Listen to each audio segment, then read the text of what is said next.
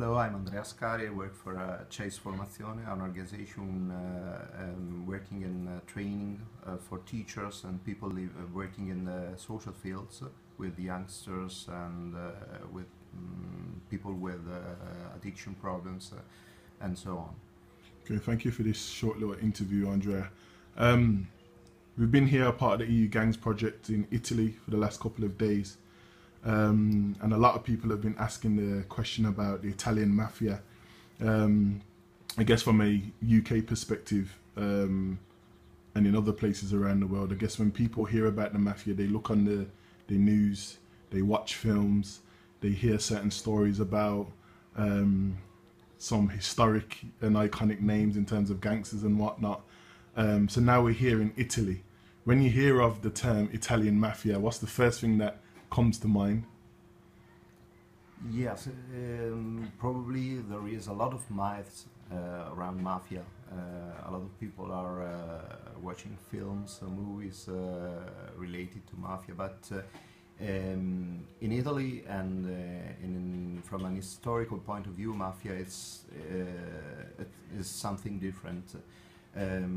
We started to talk about Mafia in Italy in the middle of the 19th century, and at the beginning Mafia was something related to a social elevated status, and in some cases someone or an organization doing something relevant from a social point of view.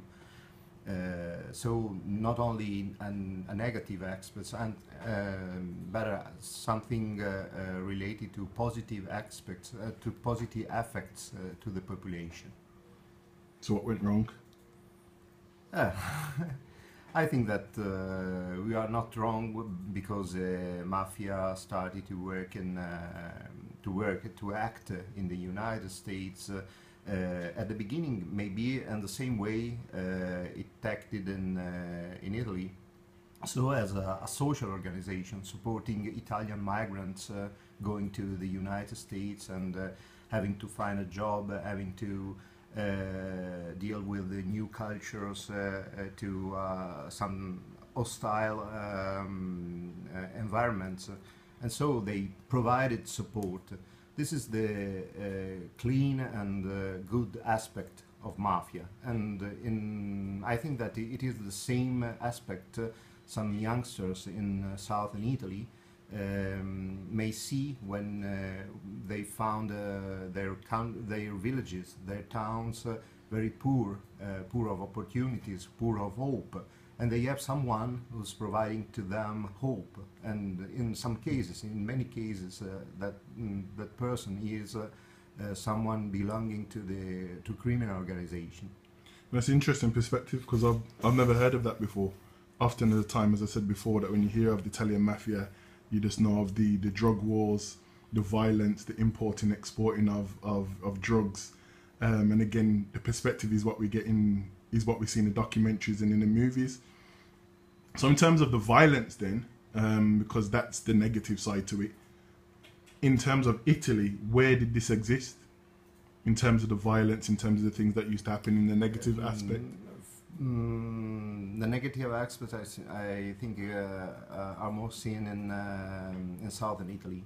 Which in Sicily, Campania, Calabria, Puglia, which are the poorest region in our country.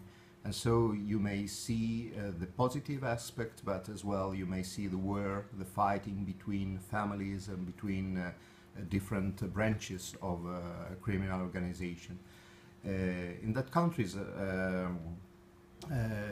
by the way, they are as well able to provide job, and they are not only jobs related to a criminal organization.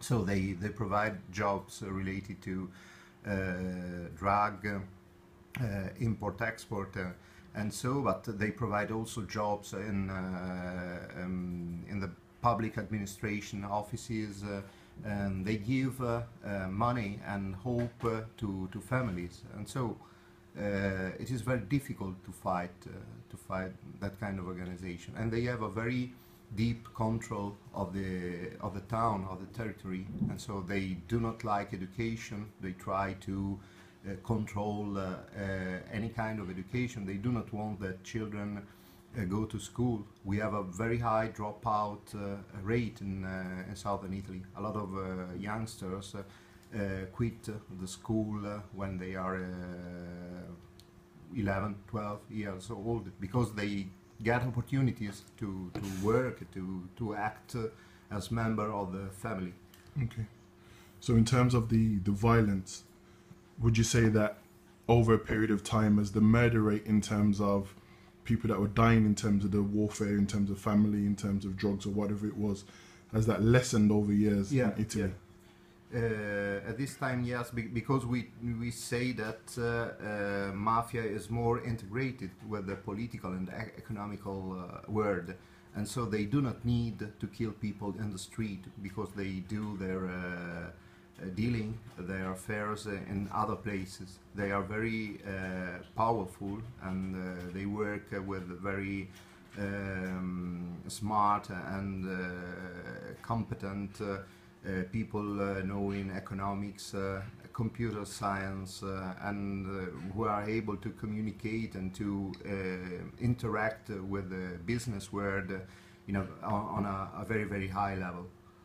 So in terms of the project that we're about, we're seeking to engage with young people from 5 different countries, or young people in the 5 countries, Italy, the UK, Greece, Cyprus, and Romania, and we're looking at this issue of youth violence.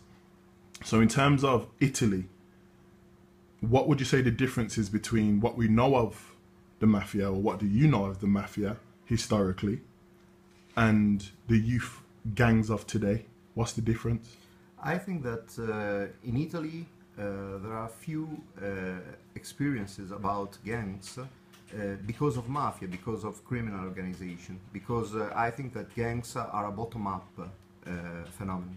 So they are based on youngsters living together, doing things together, doing maybe criminal things together. In Italy, if you live in certain town, you do not have that opportunity, because if you are with other youngsters, normally there are adults taking advantage of your gang, of your group, and they contact you, they use you for their traffic, illicit traffics, and so on. And I think that a project of prevention and intervention in youth, in the youth world, may be very good as well to counteract this kind of attraction by a criminal organization made by adults.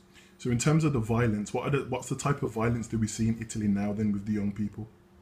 Normally we do not have many problems, because the weapon market is quite controlled.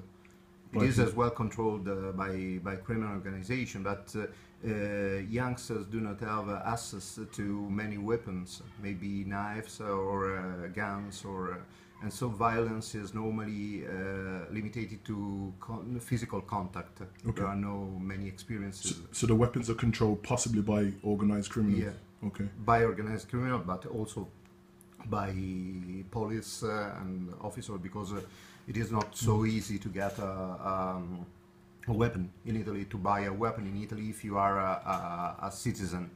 If you are a criminal organization, you have the possibility to do it. So how rare is it then in Italy to hear of in the news of a shooting or a stabbing?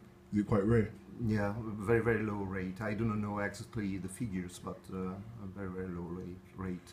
So final question then, what do you think the biggest impact, or would I say the biggest challenge to youth workers, educators, practitioners that are seeking to engage with the issue of violence in Italy? What's the biggest challenges?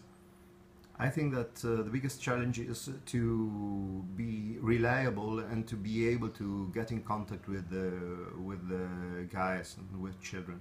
Nowadays it's very, very difficult, because we have access to technologies. They are quite separated by the world of adults.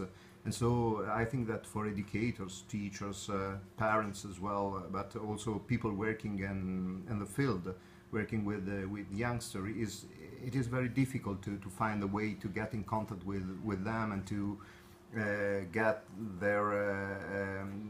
get in contact with their feelings, where their the way they live, and as well to get in contact with the digital way of communicating, which is quite new for the adults and for the educators. They do not know that kind of way. Some of them call digital communication the virtual world. I do not think that for a youngster now is a virtual world. I think that it's real as the material world, as the atomic world.